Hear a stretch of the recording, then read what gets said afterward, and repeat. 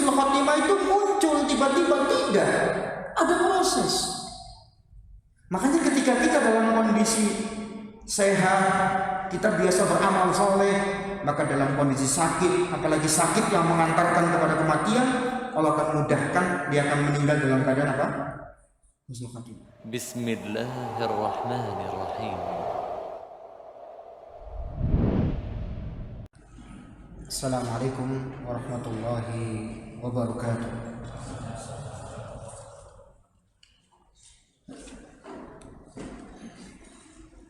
Alhamdulillahilladzi arsala rasulahu bil huda wa dinil haqq liyudhhirahu 'ala ad-dini kullihi wa kafaa billahi hasiba.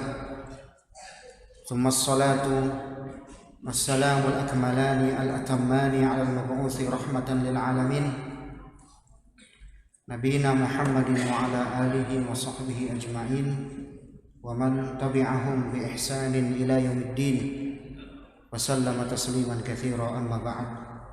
Puji syukur selalu kita panjatkan kehadirat Allah Subhanahu wa taala yang semata-mata karunia, hidayah serta inayah darinya kita bisa berkumpul di masjid yang kita cintai ini, Masjid Tadhkirah, dan kita memohon kepada Allah Subhanahu wa taala semoga majelis kita di kesempatan malam ini menjadi majelis yang penuh barakah, serta menjadi majelis Allah mudahkan kita untuk bisa menyerap ilmu yang kita dengarkan, dan menjadi majelis yang mudah-mudahan ilmu yang kita peroleh ini dimudahkan oleh Allah Subhanahu wa taala setelahnya untuk kita bisa mengamalkannya.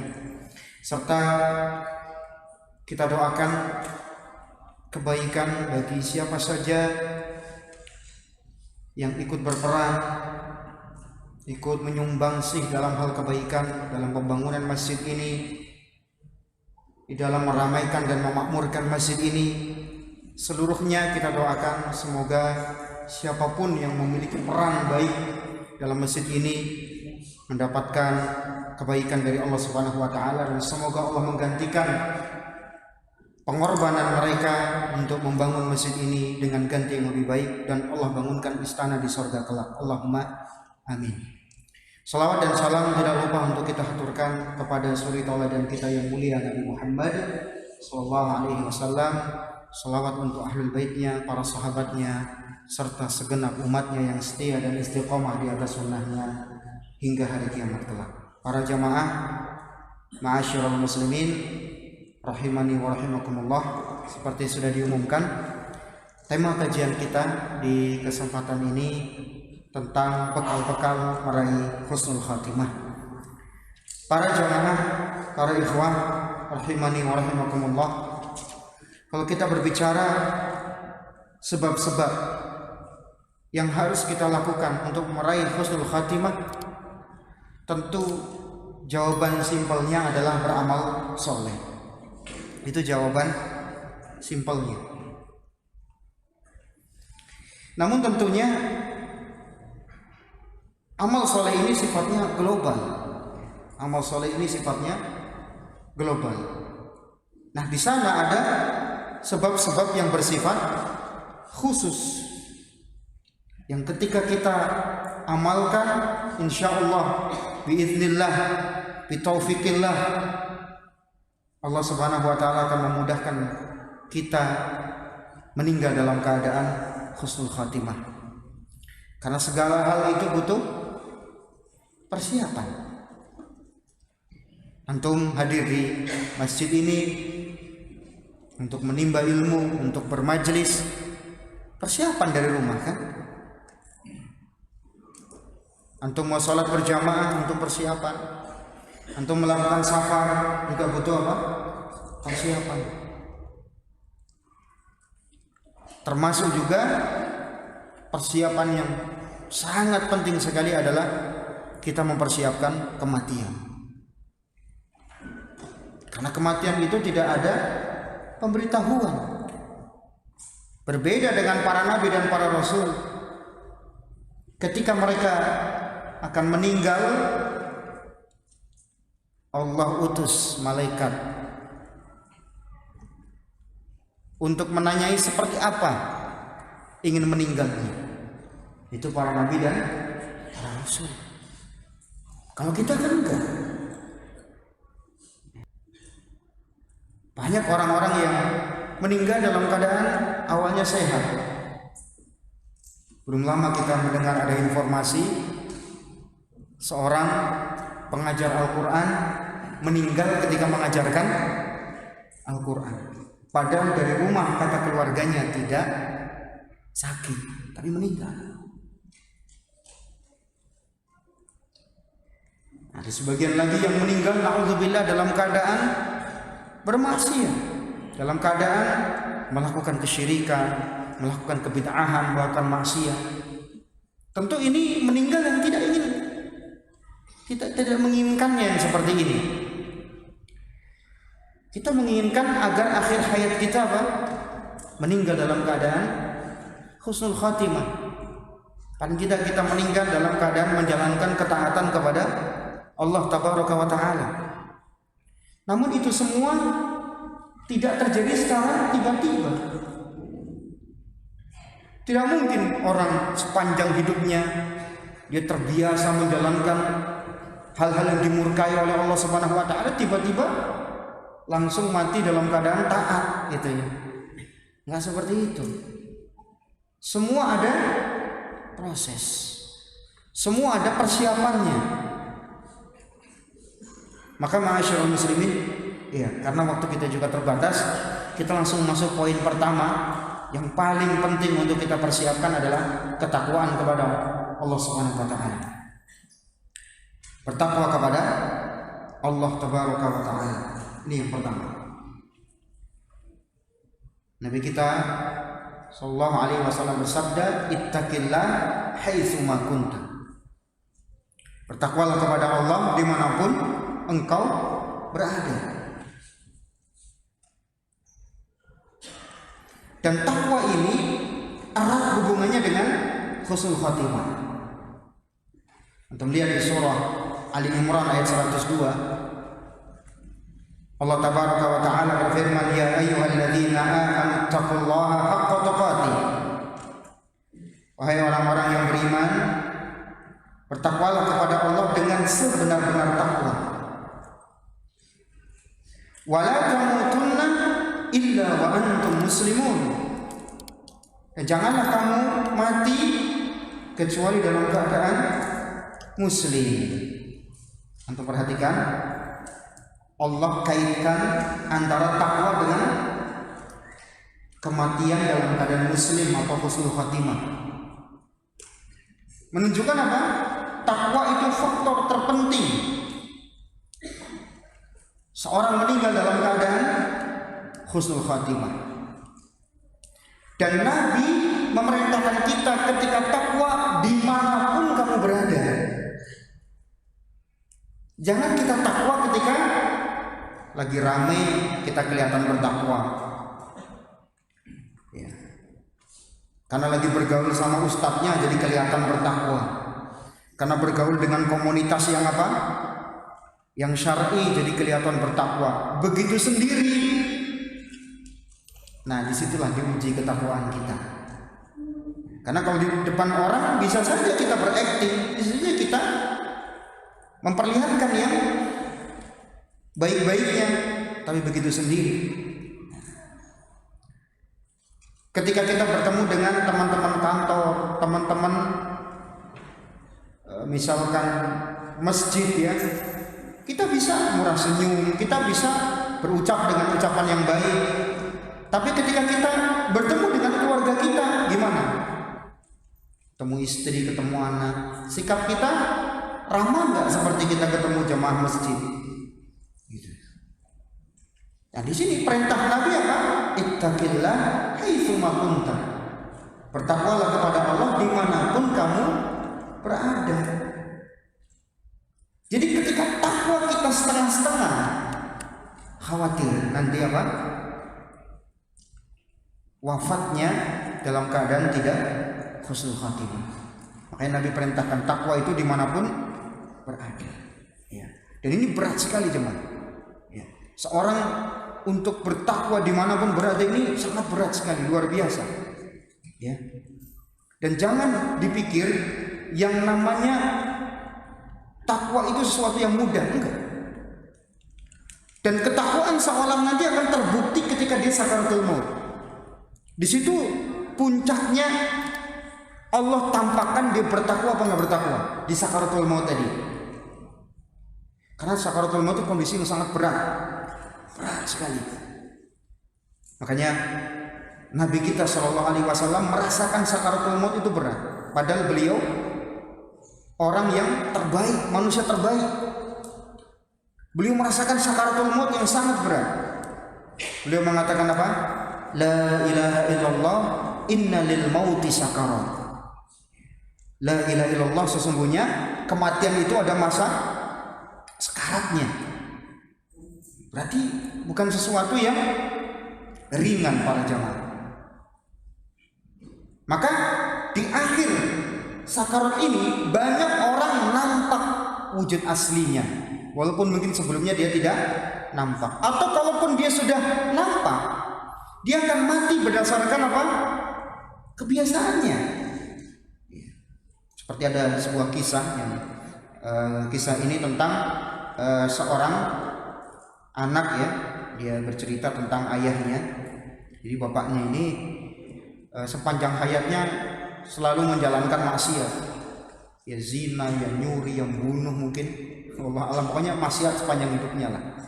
Mungkin kalaupun nggak sampai membunuh, ya pokoknya sepanjang hayatnya apa perbuatannya itu dosa-dosa dan maksiat, ya. Nah ketika akhir hayat, bapaknya ini bilang ke anaknya, ambilkan mushaf.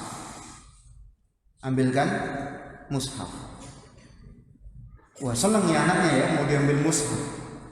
Ternyata ketika diambilkan mushaf, diapain mushafnya? Diludahi sama dia. Si anak ini sampai merebut kembali mushafnya, karena gimana mushaf diludahi, kan? Akhirnya tidak lama kejadian setelah itu, bapak ini kemudian mati dalam keadaan su'ul khotimah tadi, meludahi apa? Iya. Karena sepanjang hidupnya begitu berbuat maksiat. Maka di akhir hayatnya Allah tampakkan lagi, ya. Atau mungkin terkadang hatinya menyembunyikan maksiat secara tersembunyi. Tapi apa? Di akhir hayat akan tetap nampak. Makanya kan takwa ini sangat penting. Orang yang bertakwa Allah akan berikan kemudahan. Di surah At-Talaq ayat kedua, Allah Ta'ala berfirman, wa may yattaqillah yaj'al lahu makhraja. Jadi orang-orang yang bertakwa kepada Allah, Allah akan berikan jalan keluar. Dan juga di ayat keempat dari surah At-Talaq, wa may yattaqillah yaj'al lahu min amrihi yusra. Siapa yang bertakwa kepada Allah, Allah akan buat semua urusannya mudah. Termasuk kata para ulama saat sakaratul maut, Allah mudahkan. Kenapa? Sepanjang hidupnya dia bertakwa. Baik ketika bertemu manusia maupun ketika sendiri. Maka buah dari takwa tadi apa? Yaj'al lahu min amrihi yusra. Allah akan mudahkan seluruh urusannya, termasuk urusan ketika sakaratul maut. Jangan kita berpikir urusan mudah itu dalam hal rezeki saja, tidak. Tapi apa? Yang lebih penting daripada itu apa? Ketika sakaratul maut. Itu berat, masa-masa berat. Tidak mudah orang bisa mengucapkan la ilaha illallah di masa-masa berat seperti itu. Makanya banyak orang bukannya mengucapkan la ilaha illallah, malah mengucapkan kalimat kufur. Tadi ada yang sampai meludahi mushaf. Yang kebiasaannya nyanyi, meninggalnya pun nyanyi juga.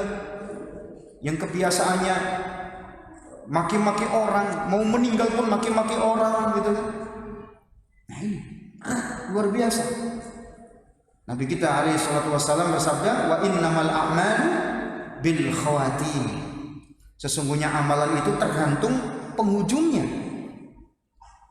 Ini ketika awal-awalnya nggak beres, penghujungnya pun nggak beres juga. Maka disinilah kenapa pentingnya kita untuk senantiasa bertakwa kepada Allah. Nah, di sini ada ucapan menarik dari Imam Ibnu Katsir ketika beliau membawakan firman Allah, wala tamutunna illa wa antum muslimun, di surah Ali Imran ayat 102. Apa kata Imam Ibnu Katsir dalam tafsirnya? Hafidu 'alal islami min fi hali sihhatikum wa salamatikum litamutu alaihi. Jagalah Islam ketika kalian dalam kondisi sehat dan dalam kondisi selamat. Agar apa? Agar wafatnya kalian dalam kondisi muslim, dalam kondisi husnul khatimah. Gitu. Jadi jangan dipikir husnul khatimah itu muncul tiba-tiba, tidak. Ada proses. Makanya ketika kita dalam kondisi sehat, kita biasa beramal soleh, maka dalam kondisi sakit, apalagi sakit yang mengantarkan kepada kematian, Allah akan mudahkan, dia akan meninggal dalam keadaan apa? Husnul khatimah. Gitu. Fa innal karima qad ajra 'adatahu bi karamihi annahu man 'asha 'ala syai'in mata 'alaihi wa man mata 'ala syai'in bu'itsa 'alaihi. Ini kata Ibnu Katsir. Barang siapa yang hidupnya kebiasaan dia mengamalkan kebaikan, maka ketika meninggal dia akan meninggal menurut kebiasaannya. Dan barang siapa yang wafat dalam kondisi kebiasaan, maka dia akan dibangkitkan dalam kondisi seperti itu. Ya, wafatnya dia dalam keadaan bertakwa, dibangkitkan pula nanti di hari kiamat dalam keadaan bertakwa. Makanya antum lihat orang-orang yang biasa beramal soleh, dibangkitkannya baik di akhirat. Kita mencontoh misalkan muadzin, karena dia biasa mengumandangkan azan, ya, Allah bangkitkan apa? Dalam keadaan lehernya panjang. Leher panjang ini bukan lelucon, bukan. Tapi leher panjang ini penghormatan buat dia. Simbol bahwa dia apa? Orang yang membantu orang-orang sholat supaya sholat dengan azannya dia itu. Orang yang meninggal dalam keadaan syahid misalkan, maka akan dibangkitkan apa? Dalam kondisi dia berdarah seperti itu, berlukanya seperti dia meninggal fisabilillah, tapi warnanya warna darah, baunya bau misi. Orang yang meninggal dalam keadaan ihram misalkan, Nabi menjelaskan dia akan dibangkitkan apa? Dalam keadaan bertalbiyah. Ini contoh orang yang meninggal dalam sesuatu hal amal soleh, dia akan dibangkitkan seperti itu. Nah, orang yang meninggal dalam keadaan sombong misalkan, apa kata Nabi kita SAW? Bahwa orang yang sombong akan dibangkitkan dalam keadaan seperti semut kecil dan diinjak-injak oleh seluruh makhluknya dari segala arah, dihinakan oleh makhluk. Sebagaimana dulu di dunia dia sombong dan menghinakan makhluk. Jadi dibangkitkan menurut apa? Amalan masing-masing. Ini kata Imam Ibnu Katsir ketika beliau menafsirkan wala tamutunna illa wa antum muslimun. Ya. Baik. Makanya disinilah pentingnya bertakwa kepada Allah Subhanahu wa taala. Bahkan Allah nyatakan bahwa takwa itu seperti pakaian. Di dalam surah Al-A'raf ayat 26 Allah berfirman, "Wa libasut taqwa dzalika khair." Dan pakaian ketakwaan itulah yang baik. Antum tahu Pak, fungsi pakaian apa? Fungsi pakaian itu selalu menempel dalam tubuh kita. Antum mau apa?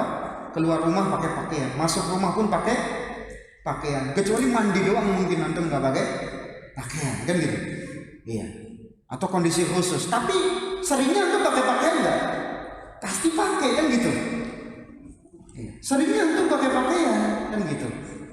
Maka Nabi Allah mengingatkan Taala bahwa takwa itu seperti pakaian. Artinya selalu melekat. Jangan takwa kalau ngumpul di komunitas orang-orang soleh saja. Giliran kita berada di komunitas beda lagi, kita berubah lagi.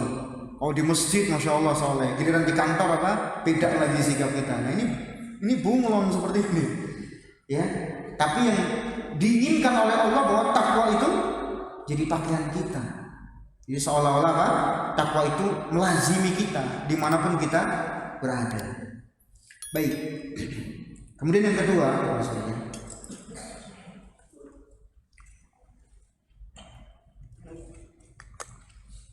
zikrul maut, mengingat kematian. Sebab yang kedua adalah mengingat kematian. Ini salah satu sebab Allah akan mudahkan seorang meninggal dalam keadaan husnul khatimah, mengingat kematian. Dan Nabi SAW ketika mengingatkan kita tentang kematian, beliau tidak mengatakan sesekalilah kalian ingat kematian, enggak. Justru dalam hadis riwayat Tirmidzi dan hadis ini sahih, Nabi SAW mengatakan apa? Aksiru zikra hadimil ladzat. Perbanyaklah oleh kalian mengingat kematian. Bukan jarang-jarang, bukan. Tapi apa? Perbanyak. Antum tahu sendiri perbanyak itu harus berapa kali? Ya sesering mungkin. Setiap kita melihat ada potensi menuju maksiat, ingat mati. Sudah gitu aja. Setiap antum tergoda misalkan dengan harta, dan harta ini masih syubhat, masih samar antara halal dan haram, ingat mati. Itu nanti dipertanggungjawabkan enggak di hadapan Allah, nanti ditanya dari harta ini. Jelas, ingat mati. Ini maksud dari sabda Nabi, aksiru zikra hadimil ladzat. Perbanyaklah mengingat penghancur kelezatan, yaitu kematian. Jadi kita harus banyak punya waktu untuk mengingat mati. Makanya kan setiap ada bisikan syaitan, kita punya peluang untuk melakukan maksiat, di situ harus ingat mati. Obatnya itu sudah nggak ada obatnya, cuma itu aja obatnya, mengingat mati. Untuk tergoda dengan wanita, ya, hampir mau berduaan, hampir mau zina misalnya, ingat meninggal, ingat mati. Kalau mati dalam keadaan zina gimana? Antum misalkan tergoda untuk WA, chatting dengan perempuan, ya, ingat mati. Kalau mati dalam keadaan chatting gimana? Itu, ya. Antum tergoda dengan harta, ya, ini menguntungkan, ternyata apa? Bisnisnya haram, ingat mati. Itu paling cepat, obat paling cepat kita menjauhi perbuatan dosa. Makanya Nabi mengatakan perbanyak, bukan perjarang, bukan. Sementara kan kadang kita enggak. Kalau diingetin mati kita kesel. Mati mulu yang dibicarain, mati mulu. Hidup susah banget mikirin mati, padahal kan mati gitu. Jadi seolah-olah mikirin mati itu dianggap apa? Dianggap merusak. Dianggap apa? Bukan hiburan. Kali-kali healing apa sih? Ingat mati terus katanya. Ya. Jadi healing dalam versi mereka itu apa? Dia berbuat maksiat, ngabisin waktu buat foya-foya, ngabisin waktu buat berkumpul dengan apa? Perempuan yang bukan mahram, ikhtilat ya misalkan, atau healing dalam artian mungkin dengerin musik, ya kan? Ke tempat-tempat yang sifatnya mendatangkan murka Allah nantinya. Gitu. Kalau seorang mukmin enggak, healingnya apa? Ingat mati. Justru dengan ingat mati apa? Orang jadi tidak terlalu nafsu dengan dunia. Oh ternyata setelah saya susah payah mengumpulkan harta sebanyak ini, nanti ujung-ujungnya juga ditinggal mati. Ya. Setelah susah payah saya mengejar karir sampai jabatan tinggi, ujung-ujungnya juga jabatan itu tinggal kenangan. Ya. Makanya Nabi kita SAW pernah ditanya tentang siapa orang paling cerdas. Siapa orang paling cerdas? Beliau pernah ditanya fa'ayyul mu'minina aqyas. Siapakah orang beriman yang paling cerdas? Apa kata beliau? Yang levelnya pendidikannya sampai gelarnya mentereng gitu, ya, Kalau perlu gelar di belakangnya Pak, 5 gelar gitu. Diborong semua, bukan. Orang paling cerdas kata beliau, aktsaruhum lil mauti dzikra. Orang yang paling cerdas adalah orang yang paling banyak mengingat kematian. Itu orang cerdas. Kenapa? Sebab orang yang mengingat kematian itu jumlahnya nggak banyak. Kebanyakan orang apa? Ingat bisnisnya, ingat reputasi jabatannya, ingat karirnya, ingat apa? Hartanya. Itu yang sering diingat dan itu yang menghabiskan waktunya. Tapi kalau ingat kematian, yang ingat kematian kadang nggak ada waktu. Lah gimana ada waktu? Habis kadang-kadang buat hal-hal yang nggak manfaat. Makanya orang yang ingat kematian kata Nabi itu orang paling cerdas. Tandanya dia orang paling persiapan nanti. Kemudian Nabi mengatakan wa ahsanuhum lima ba'dahu isti'dadan. Dan orang paling cerdas adalah orang yang paling baik persiapannya menuju kematian. Ini paling cerdas nih. Sama kayak orang mau dagang kan persiapan dulu kan. Mau ke kantor persiapan. Tahu-tahu persiapannya ke kantor ternyata meninggal di jalan. Coba kalau orang persiapan dagang sekaligus persiapan juga, siapa tahu pas dagang dia meninggal. Persiapan ke kantor siapa tahu juga pas perjalanan di kantor dia meninggal, itu baru tahu. Karena siapa jamin dia sampai di kantor ternyata di kendaraan meninggal, di kantornya meninggal. Termasuk antum ke majelis taklim ini, antum juga harus siap persiapan. Mungkin barangkali saya pas ke majelis taklim dicabut nyawa saya. Jadi segala hal kita harus selalu siap bahwa kita ini kapan aja bisa mati gitu. Itulah orang paling cerdas. Makanya Pak, dia persiapan terus. Mau dagang dari rumah dia persiapan, awas jangan nipu, awas jangan bohong, awas jangan pakai cara riba ketika berdagang. Tahu-tahu pas dagang mati gimana? Mau ke kantor, awas di kantor jangan culas, di kantor jangan memanipulasi data, di kantor jangan berbohong kepada atasan, di kantor jangan mencela rekan-rekan kerjanya. Ya. Jadi persiapan deh. Makanya orang yang mengingat kematian itu orang paling cerdas. Betul kata Nabi. Karena nggak semua orang bisa seperti ini. Bahkan yang gelarnya tinggi nggak jamin bahwa dia selalu ingat mati. Gitu ya. Bayangkan lagi nyetir ingat. Persiapan juga belum tentu juga dia pas nyetir ternyata meninggal. Betapa sering orang begitu kan? Lagi nyetir meninggal. Mau naik pesawat selalu persiapan, barangkali nanti di pesawat meninggal. Betapa banyak orang. Jamaah kemarin kecelakaan pesawat dari yang terbang kemana? Ke Pontianak atau kemana? Lupa kemana perjalanan penerbangan. Ya kejadian kecelakaan ya waktu itu ya. Mereka yang naik pesawat nyangka nggak kalau pesawat itu akan meledak? Ya, kemudian mereka meninggal di situ, bahkan diberitakan tidak ada satupun yang selamat, semuanya meninggal. Coba yang di pesawat itu nyangka nggak kalau mereka akan meninggal? Enggak. Sebelum naik pesawat sudah ada yang nelpon keluarga, saya mau pulang ini. Ya, nelpon istrinya, siapin nih rumah, saya mau pulang. Oh ya siap. Anak-anak semua juga sudah siap menyambut ayah pulang. Masya Allah. Ada yang nelpon ibunya, Bu, Ananda pulang.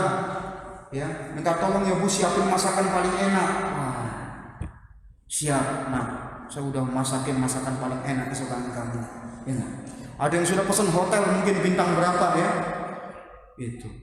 Sudah siap mau liburan di hotel, mau jalan-jalan ke tempat wisata, mau kulineran. Ternyata mereka semuanya apa? Meninggal semua, tidak sampai ke tujuannya. Ya. Tapi kalau orang sudah persiapan meninggal, dia selalu siap apapun. Karena memang kematian itu tidak ada pemberitahuan. Ini para ikhwah rahimani wa rahimakumullah, sehingga orang paling cerdas adalah orang yang paling mengingat kematian dan paling mempersiapkan diri sebelum kematian. Iya. Sehingga para ulama kita menjelaskan orang-orang yang suka menunda-nunda atau jarang mengingat kematian, Allah akan berikan 3 musibah langsung menimpanya. Gara-gara apa? Jarang ingat mati. Ya. Jarang ingat mati. Ya. Ya. Apa? Ya. 3 musibah yang Allah Subhanahu wa taala timpakan kepada orang ini dijelaskan oleh Imam Al-Qurtubi dalam kitabnya At-Tadhkirah, sama kayak masjid ini ya, At-Tadhkirah ya. At-Tadhkirah bi ahwalil mauta wa umuril akhirah, karya Imam Al-Qurtubi. Beliau menjelaskan di antara hukuman Allah kepada orang-orang yang suka nunda-nunda mengingat kematian atau jarang ingat kematian, yang pertama, taswifut taubah. Dia akan jatuh kepada menunda-nunda taubah. Wah, masih muda kok. Ya. Padahal banyak orang mati muda.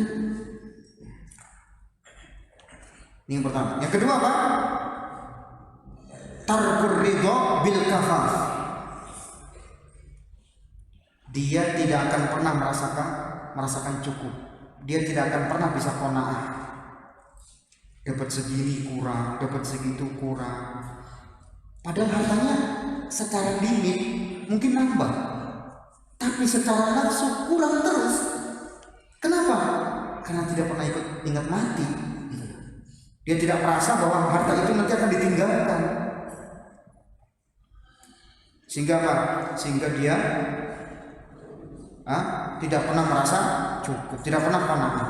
Kemudian yang ketiga, at-takasulu fil ibadah. Malas beribadah. Malas. Mau ke masjid malas, mau taklim malas, mau sholat malam malas. Apa saja lah, intinya ketaatan malas. Gitu. Dan salah satu perkara jamaah sekalian yang mudah supaya kita ingat mati ya, paling mudahnya apa?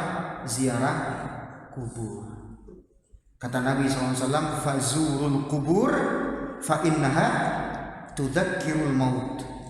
Berziarahlah ke kubur karena sesungguhnya itu mengingatkan kematian. Enggak usah jauh-jauh, ziarah kubur aja sampai ke Jawa Timur, sampai ke Sumatera. Itu jauh benar ziarah kubur itu. Memang di tempat kita nggak ada kuburan. Itu. Ucapkan salam kepada penghuni kubur, ya kan? Doakan mereka. Terus kita mikir, ini dulu kayak kita, ya, semangat kerja, semangat ngumpulin harta, semangat mencapai puncak karir, semangat dengan target-target duniawinya, ya. Tapi ternyata mereka semuanya sekarang sudah di mana? Sudah di dalam tanah. Sama kita pun begitu nanti. Kita nih sekarang lagi semangat ngejar ini, belum tercapai target ini. So, target saya harus mencapai omset sebulan 300 miliar. Wah, Masya Allah ya. Belum tercapai. Pusing. Ziarah kubur aja. Itu yang dikubur-kubur dulu juga kayak gitu. Mereka punya target tinggi tentang dunia. Ternyata apa? Ujung-ujungnya masuk kubur. Dan apakah semua target dunia terpenuhi? Enggak ada semuanya terpenuhi, enggak ada. Sampai selevel Qarun masih kurang dia. Cuman sudah ambles dulu ke tanah gitu. Ya enggak? Coba kalau Qarun ditanya lagi, masih kurang enggak? Pasti masih kurang. Jadi enggak akan pernah cukup manusia itu, kecuali kalau dia punya sifat qanaah. Makanya ziarah kubur ya. Ziarah kubur tujuannya untuk apa? Mengingat mati ya. Baik. Kemudian di samping ziarah kubur ya kita hadir di majelis taklim. Itu juga memudahkan kita untuk ingat mati ya. Karena kadang-kadang saking sibuknya kita kadang-kadang kan lupa kita.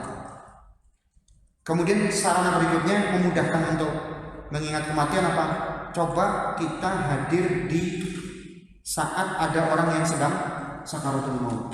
Itu paling mengena sekali. Mengena. Ya. Kalau antum ada waktu atau bisa memandikan sekaligus memandikan mayat sekaligus mengkafan, itu lebih mengena lagi. Antum melihat bagaimana orang sakaratul maut gitu. Itu mengingatkan kita bahwa apa? Orang kaya mau orang miskin semuanya akan mengalami sakaratul maut. Gitu loh. Baik. Kemudian yang ketiga, segera bertaubat. Ketika Allah berbicara tentang taubat, tidak ada kata santailah dalam bertaubat. Enggak. Yang ada apa?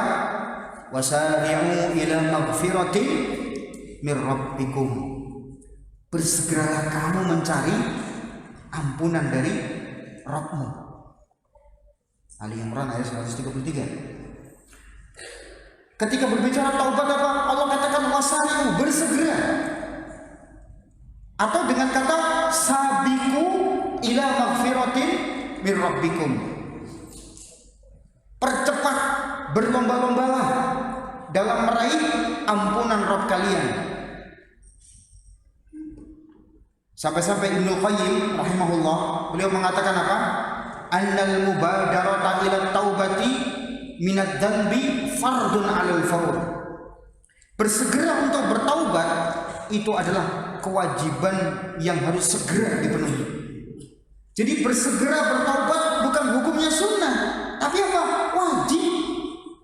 Sebab Allah perintahkan apa? Sari'u atau sabiqu, bersegeralah, berlomba-lombalah. Jadi kalau masalah taubat gak ada istilah bersantai-santailah, ente masih muda, enggak.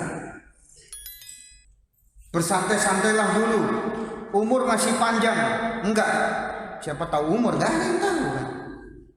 Makanya kalau berbicara taubat, bersegera. Kemudian kata Ibnu Qayyim, wala yajuzu ta'khiruha. Tidak boleh seorang menunda. Famata akharaha asabit ta'khir. Kapan seorang menunda taubat setelah berbuat dosa, maka dia berdosa lagi, tambah lagi dosanya. Dosa gara-gara nunda taubat. Iya, karena subhanallah, kalau kita lihat setiap hari, ya, saya nggak berbicara antum, saya berbicara saya aja. Setiap hari kalau saya pribadi, saya yakinnya pasti ada dosanya. Setiap hari. Gimana nggak ada dosanya? Kita nggak usah sok suci. Gimana nggak ada dosanya? Pertama kita punya HP sudah. Buka HP, mesti yang dibuka itu mesti bagus. Kita sekarang lagi cari, misalkan mau belanja di toko online, yang muncul apa? Gambar perempuan. Coba. Antum melihat. Iya nggak? Sekarang betul nyari apa? Nyari, saya mau nyari artikel. Ya, oke, buka artikel. Ya, ternyata apa? Baru buka, muncul apa? Perempuan lagi. Ya. Kemudian apa? Kita buka lagi, apa lagi? YouTube misalkan, lihat YouTube ceramah Ustaz. Baru ceramahnya muncul iklannya perempuan lagi. Walaupun antum mau antum ini sih, mau antum percepat sih mungkin ya, tapi ya tetap melihat ya. Itu baru satu barang, gadget, sosmed, berapa sudah dosa kita lakukan sehari. Belum kita dosa kita lagi ngomong, ngobrol, belum nulis status, belum keluar rumah, belum, subhanallah, banyak dosa di masa sekarang. Makanya itu mengharuskan kita banyak taubat dan istighfar setiap hari. Bukan nunggu seminggu lagi, enggak, setiap hari kita mesti banyak taubat. Kenapa? Banyaknya dosa di masa sekarang. Ya. Kayak ini, dia enggak ada masalah taubat itu nunggu nanti, masih muda, enggak ada. Baik, ya, contohnya setiap hari kita perbanyak ucapkan apa? Astagfirullah wa atubu ilaihi. Perbanyak kita mengucapkan yang seperti ini. Ya. Baik dengan lisan kita maupun dengan hati kita.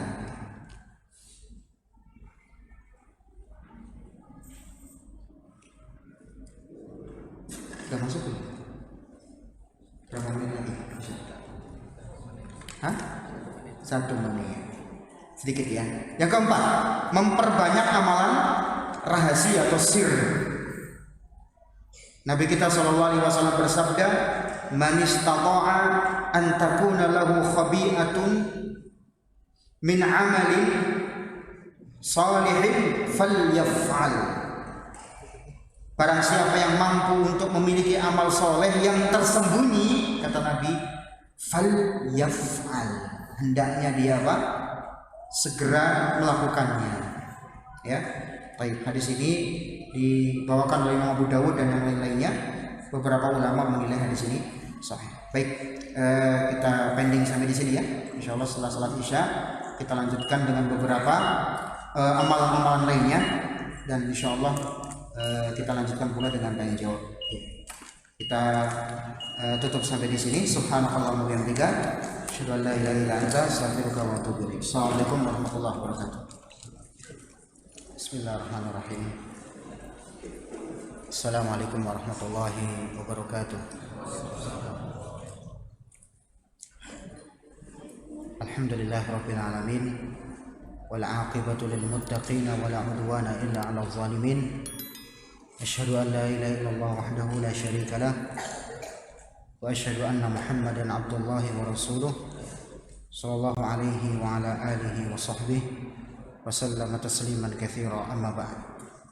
Ikhwan sekalian, para jamaah rahimani wa rahimakumullah, melanjutkan kembali pembahasan tentang sebab-sebab atau amalan-amalan sebagai persiapan agar seorang dimudahkan menuju husnul khatimah. Kita masuk yang keempat ya, yang terakhir, yaitu memperbanyak amalan rahasia atau sir. Ini salah satu yang dapat membantu seorang untuk meninggal dalam keadaan husnul khatimah.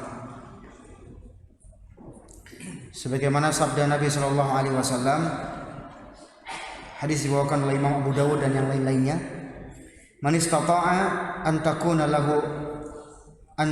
lahu khabi'atun min 'amalin salih falyaf'al." Barang siapa yang mampu untuk memiliki amal soleh yang tersembunyi, maka lakukanlah. Ikhwas sekalian, kalau melakukan amalan buruk secara sembunyi-sembunyi, itu sesuatu hal yang masuk akal. Dalam artian apa? Namanya orang beramal buruk pasti inginnya apa? Tersembunyi. Walaupun ada yang berani terang-terangan, tapi umumnya orang kalau melakukan keburukan itu sembunyi-sembunyi. Nah, seharusnya itulah yang dilakukan oleh seorang ketika dia beramal soleh. Jangan setiap amal soleh itu maunya ditampakkan semuanya. Kalau semua amal soleh kita tampakkan, mana amal tersembunyi kita di hadapan Allah? Nggak tersisa. Kalau di zaman dulu orang melakukan sholat malam, hampir-hampir nggak ada media untuk riya. Tapi subhanallah, di masa sekarang sholat malam pun bisa jadi ajang untuk riya. Itu apa? Sholat malam tapi di share di sosmed. Ya memang si pinter dia ngatur kata-kata ya. Nggak bilang langsung nih gua sholat malam, nggak begitu. Ya difoto lah sejadahnya kan, cepret gitu loh. Malamnya hening, malamnya syahdu untuk sholat malam gitu loh. Sehingga timbul apa? Anggapan bahwa oh si fulan ini sholat malam ya. Iya. Nah, di foto mushafnya ya, indahnya tilawah malam gitu lah. Mushafnya yang difoto sih, bukan orangnya, enggak. Baik. Bahkan apa? Bersedekah kepada orang-orang yang kurang mampu. Itu kan sedekah-sedekah sunnah begini kan sangat baik kalau kita sembunyi-sembunyi untuk menjaga apa? keikhlasan, kecuali mungkin zakat-zakat yang wajib. Kalau zakat wajib memang perlu kita tampakkan. Kenapa tujuannya? Untuk menampakkan syiar. Atau misalkan mungkin seorang sesekali mungkin dia menampakkan sedekahnya, mungkin untuk memotivasi keluarganya supaya sedekah, mungkin sesekali. Tapi kalau dijadikan kebiasaan, bahkan sekarang orang berbuat baik, bersedekah itu dijadikan konten. Tujuannya apa? Apalagi tujuannya kalau bukan ketenaran kadang, atau kita sih nggak mengklaim bahwa orang yang bikin konten begitu tuh mesti cari ketenaran, mesti nggak ikhlas. Kita nggak berani mengklaim. Cuman apa? Ya silahkan dia jujur di hadapan Allah. Buat apa dia bukan konten seperti itu? Menjadikan orang miskin sebagai eksploitasi konten dia gitu. Menjadikan orang-orang yang nggak mampu jadi eksploitasi kontennya. Ya supaya apa? Naik subscribe-nya, naik apa lagi? Followernya, tambah lagi pendapatannya dari sosmed, kan gitu. Jadi kenapa harus dijadikan sebagai konten gitu loh? Jadi kalau mau berbagi harus bikin konten dulu gitu loh. Subhanallah ya. Padahal kita butuh amalan tersembunyi. Kalau semua amalan kita tampakkan, kapan kita punya amalan tersembunyi di hadapan Allah? Itu senjata pamungkas. Salah satu senjata pamungkas adalah apa? Amalan tersembunyi di hadapan Allah Subhanahu wa ta'ala. Sebagaimana juga dosa yang tersembunyi itu sebab apa? Su'ul khatimah. Ya. Dalam sebuah hadis ya, antum semua hafal ya, hadis Abdullah bin Mas'ud. Fawalladzi nafsi biyadihi inna ahadakum la ya'malu bi'amali ahli al-jannah hatta ma yakunu bainahu wa bainaha illa dhira' fayasbiqu 'alaihi al-kitab fayamalu bi'amali ahli an-nari fayadkhuluha. Demi Allah, zat yang jiwaku berada di tangannya, sungguh salah seorang dari kalian ada yang melakukan amalan penduduk sorga, sehingga jarak antara dia dengan sorga itu hanya sehasta. Lalu takdir mendahuluinya, kemudian dia mengamalkan amalan penduduk neraka, dan akhirnya dia masuk neraka. Kok bisa? Padahal dia sering menampakkan kebaikan. Kenapa kok jadi penghuni neraka? Padahal dia banyak amal solehnya. Jawabannya tadi itu, dia hanya menampakkan kebaikan di tengah manusia, tapi hatinya sebenarnya menyembunyikan apa? Kebusukan. Mungkin dia berdakwah di tengah manusia, tapi apa? Tujuan dia berdakwah apa? Supaya dikenal sebagai ulama, supaya terkenal sebagai dai kondang, supaya punya pengikut banyak, ya. Supaya dipuji-puji bahwa dia seorang dai yang hebat, bahwa dia punya follower banyak, punya pengikut banyak, gitu kan. Nah, di hadapan orang dia kelihatan baik, ternyata dia punya amal tersembunyi yang jelek. Nah ini zaman kita. Ya. Ada juga sebagian orang bersedekah, orang taunya dia apa? Dermawan dengan sedekahnya, ternyata dalam hatinya menyembunyikan tujuan tersembunyi, yaitu apa? Dari sedekah itu dia ingin dijuluki apa? Si dermawan, ya, dan dia sudah mendapatkan julukan itu di dunia. Atau mungkin dia berjihad di jalan Allah. Orang sepintas lihat dia jihad, dan beneran jihad ya, bukan jihad asal ngebom gitu, bukan, beneran jihad gitu loh. Ternyata tujuan jihadnya apa? Supaya dikatakan bahwa dia seorang pahlawan pemberani gitu loh. Lihat, ini amal soleh semua kan, tapi dia menyembunyikan apa? Sesuatu yang kotor dalam hatinya. Sehingga apa? Sepanjang hayatnya dia beramal soleh, ternyata masuk neraka. Karena apa? Dia menyembunyikan keburukan. Dia tidak ikhlas. Ya.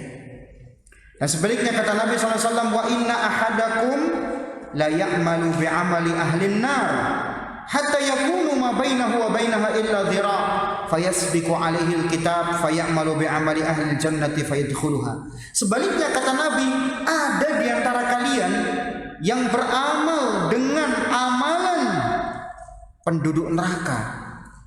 Nah, orang melihat dia secara casing, secara penampilan, kayaknya penduduk neraka ini. Ternyata apa? Takdir Allah mendahului. Di akhir hayatnya dia beramal dengan amalan penduduk surga dan masuk surga. Loh, Allah nggak adil dong? Ya nggak mungkin lah Allah nggak adil. Allah itu maha adil. Mungkin sepintas orang memandang dia seolah-olah penduduk neraka, tapi apa? Sebenarnya dalam hatinya dia benci perbuatan itu. Ya. Tapi apa? Ya mungkin ketika itu apa? Ada hal-hal lain yang mungkin kita nggak tahu. Ya. Dia sebenarnya nggak suka apa? Judi misalkan. Dia nggak suka khamr misalkan. Namun dia kepleset ya. Tapi dia menyesali terus. Akhirnya dari penyesalan itu dia bertaubat kepada Allah dan meninggalkan itu semuanya. Ya. Mungkin dulunya dia makan riba misalkan, tapi setelah itu dia menyesal. Kemudian dia tinggalkan itu semuanya. Jadi ngelihat orang itu jangan apa? Penampilannya jangan. Karena apa? Bisa jadi orang yang soleh kebalik kondisinya. Karena apa? Soleh cuma di lahiriah. Makanya jemaah, kita ini hijrah itu yang paling penting hijrah apa? Kolbu, bukan hijrah penampilan. Penampilan pakai gamis, penampilan pakai cadar. Betul itu semuanya apa? Penampilan yang syar'i betul. Tapi bukan cuma penampilan, tapi apa? Kolbunya juga hijrah. Kenapa? Karena kolbu ini yang pengaruh seorang meninggal dalam keadaan husnul khatimah atau enggak. Ya, ini para ikhwah azani Allah wa iyyakum. Kemudian dalam hadis lainnya, Nabi kita Shallallahu Alaihi Wasallam memperjelas lagi, kok bisa ada seorang lahiriahnya beramal soleh tapi su'ul khatimah, dan lahiriahnya beramal buruk tapi kok akhirnya husnul khatimah. Ini gimana ini? Kata beliau dalam riwayat lain. Jadi kalau ada riwayat harus kita kumpulkan. Kalau tadi riwayat Ibnu Mas'ud, sekarang ada riwayat dari sahabat lain, yaitu sahabat Sahal bin Sa'ad As-Sa'idi radhiyallahu anhu. Nabi kita sallallahu alaihi wasallam bersabda, "Innar rajula la ya'malu 'amala ahlil jannati fima yabdu lin-nas wa huwa min ahlin nar." Jadi ketika dia beramal dengan amalan penduduk surga, itu hanya casing. Itu hanya dia tampakkan di depan manusia saja. Padahal sebenarnya hatinya menyembunyikan apa? Keburukan dan kebusukan. Akhirnya kata Nabi apa? Wa huwa min ahlin nar. Dia jadi penduduk neraka. Lahirnya soleh, sedekah, bahkan berdakwah di jalan Allah, bayangkan. Bahkan berjihad, mati dalam keadaan berjihad. Ternyata apa? Hatinya menyembunyikan apa? Kebusukan. Bahwa dia melakukan itu semuanya bukan karena Allah, tapi karena pujian manusia. Nah ini kenapa orang su'ul khatimah di akhir hayat? Kenapa tadi? Dia cuma menampakkan amalan baik, sementara hatinya apa? Menyembunyikan kebusukan tadi. Gak ikhlas, ria, ujub dan seterusnya. Ya. Iblis misalkan, Allah tahu nih iblis nggak benar. Tapi apa? Allah nggak langsung vonis, wah iblis kamu hatimu nggak benar, enggak. Tapi Allah punya cara lain untuk menampakkan kebusukan iblis. Yaitu apa? Allah ciptakan Adam, disuruhlah malaikat termasuk iblis suruh sujud. Malaikat jelas mau, karena malaikat tuh hatinya bersih. Iblis apa? Nggak mau. Disitulah ketahuan kebusukan iblis. Padahal selama itu iblis selalu berbuat ketaatan. Ya enggak? Ratusan tahun iblis menjalankan ketaatan. Tiba-tiba apa? Disuruh sujud kepada Adam, nggak mau. Nampak sudah borok dalam hatinya iblis. Ya gitu. Maka ikhwan sekalian, ketika kita berbicara hadis tadi, bahwa apa? Seorang beramal dengan amalan penduduk surga menurut kasat mata manusia. Ini. Makanya kita jangan melihat orang itu dari apa? Semata-mata lahiriah. Kemudian Nabi mengatakan, wa innar rajula la ya'malu 'amala ahlin nar fi ma yabdu lin-nas wa huwa min ahlil jannah. Sementara ada sebagian orang beramal dengan amalan penduduk neraka, menurut kasat mata manusia, ternyata setelah itu dia menjadi ahlul jannah. Kenapa? Karena sebenarnya ketika dia beramal buruk, hatinya itu nggak suka, benci sebenarnya. Tapi apa? Tapi belum juga bertaubat. Mungkin karena nafsunya masih mendominasi. Tapi lama-kelamaan dia makin sadar, dia makin apa? Ingat Allah, dia tinggalkan maksiat tadi. Ya, dia tinggalkan. Makanya jamaah sekalian, banyak para ulama kita mengatakan apa? Mereka mengatakan lebih baik aku menyesal karena gak bisa sholat malam daripada apa? Ujub gara-gara sholat malam. Antum paham ini? Lebih baik aku menyesal gak sholat malam daripada aku sholat malam sambil ujub. Berarti gak usah sholat malam dong. Ya gak begitu juga. Ya itu beda lagi. Tetap sholat malam. Dilawanlah ujubnya tadi ya. Jadi jangan jadikan alasan, oh Ustaz saya gak sholat malam. Gak Ustaz, yang penting kan gak ujub. Ya gak begitu juga. Tetap berusaha sholat malam gitu ya. Tapi jangan sampai apa? Ujub.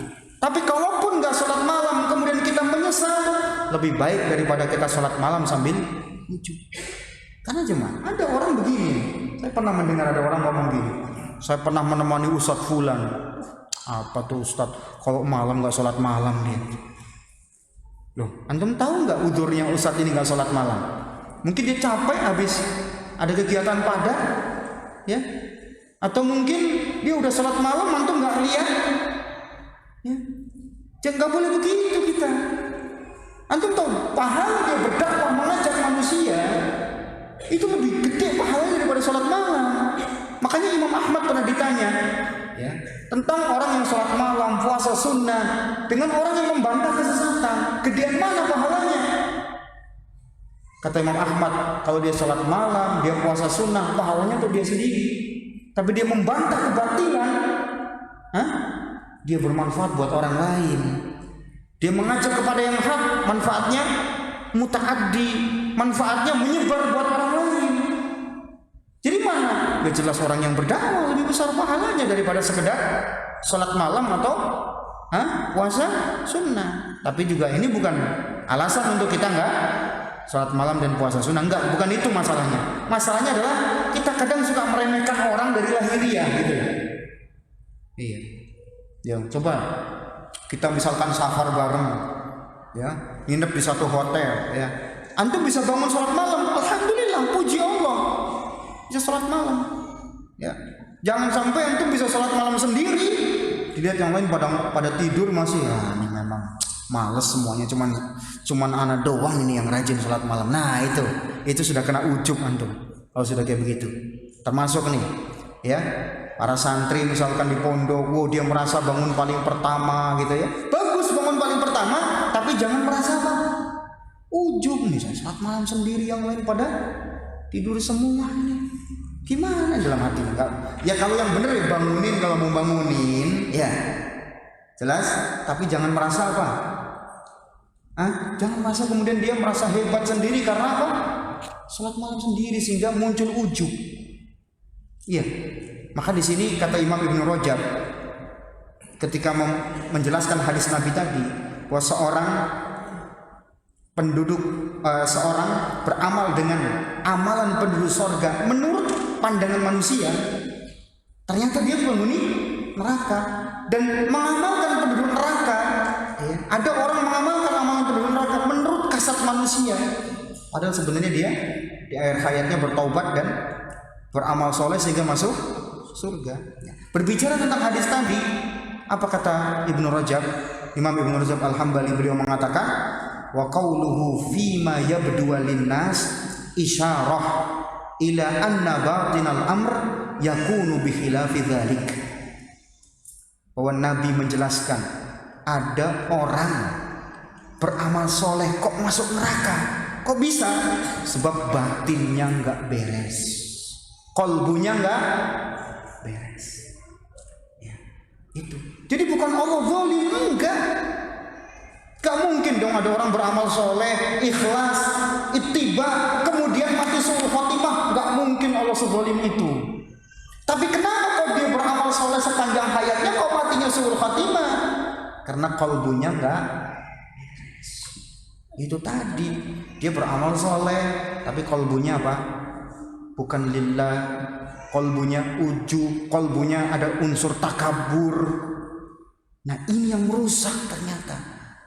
Ya, ada unsur ingin pamer. Nah disinilah pentingnya kita apa? Perlu punya amal tersembunyi. Ya. Supaya apa? Supaya kita tidak jatuh ke dalam su'ul khatimah. Kemudian kata Ibnu Rajab, wa anna khatimatas su takunu bisababi dasisatin batinatin lil abdi la yattali'u 'alaihan nas. Bisa jadi orang itu mati dalam keadaan su'ul khatimah karena dia menyembunyikan sebuah borok dalam kalbunya yang manusia nggak tahu. Ya enggak? Sekarang kan yang namanya hati kan yang tahu siapa? Allah kan? Allah yang tahu. Sehingga cara Allah menampakkan borok orang ini bahwa ini selama ini dia nggak ikhlas, dibuat matinya apa? Su'ul khatimah. Alhamdulillah. Ya. Maka kalau ingin husnul khatimah jemaah, kita berusaha beramal soleh dan berusaha punya apa? Hah? Punya amalan tersembunyi. Ya. Kita sendiri yang tahu, nggak ada orang lain tahu gitu. Dan nggak perlu kita beritahu. Itu. Ada kisah jemaah di Arab sana ya. Ada petugas ambulan, dia membawa orang yang kecelakaan. Pemuda yang terluka karena ketusuk beberapa besi di tubuhnya. Jadi dia sudah dalam kondisi sakaratul maut karena sudah parah kecelakaannya. Jadi ketika di perjalanan itu pemuda ini itu membaca Al-Quran, gak ngomong apa-apa, cuma membaca apa? Al-Quran. Dan antum tahu yang dibaca apa? Bukan juz amal aja yang dibaca. Kita kadang-kadang juz amal aja gak mungkin ya gak? Bayangin orang sakaratul maut kalau sempat baca Quran itu kan luar biasa. Dan yang dibaca bukan juz amal, yang dibaca surah Al-Hujurat. Ada yang hafal surah Al-Hujurat? Ada yang hafal? Baik, Al-Hujurat ayat 7 sampai 8 itu yang dibaca, yaitu firman Allah, wa'lamu anna fikum Rasulullah law yuti'ukum fi katsirin minal amri la'anittum, sampai firman Allah fadlam minallahi wa ni'mah wallahu alimun hakim. Pas di ayat itu orangnya meninggal. Bayangin, wong kita kadang nggak sakaratul maut aja salah-salah baca Quran, setoran nggak mungkin ya. Ini pas sakaratul maut hafal surah di luar juz amal. Ya, dia meninggal dalam itu. Maka petugas ambulan tadi penasaran, kok bisa akhir hayatnya baca Al-Quran, ya bagus lagi ayatnya yang dibaca ya, dalam artian apa? Benar-benar mengena gitu. Maka supir ambulan ini dia penasaran, jangan-jangan dia punya amalan khusus yang hebat gitu loh. Maka ditanya bapaknya. Bapaknya ketika itu menjawab apa? Setahu saya, ya kata bapaknya itu, ya, anak saya ini dia punya amalan, memang jarang orang